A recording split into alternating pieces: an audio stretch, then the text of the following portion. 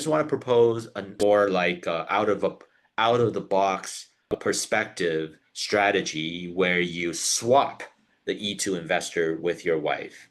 And then that way you have so much more freedom to pursue your wholesale business in the United States. One potential strategy is to structure the E2 visa as your wife's investment. So, for example, your wife buys the franchise business, she applies for the E2 visa as the primary applicant, and you apply as a dependent spouse. So, if you Yeah. can get the E2 visa as a dependent spouse, then once you arrive in the US, you have total freedom to pursue your wholesale business. And you don't even have to worry about, okay, is my investment funds for the wholesale business from qualifying source is going to satisfy the substantial investment requirement? Am I creating enough jobs? Is the business performance for my wholesale business adequate to qualify for E2 visa?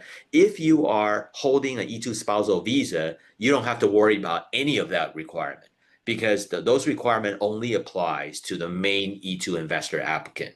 And if your wife is doing qualifying as the main E2 applicant based on a franchise business, then it's easier to qualify because the franchise is a very well structured business model where they tell you how much you need to invest. And the nature of the business model would be much more credible to the immigration officer.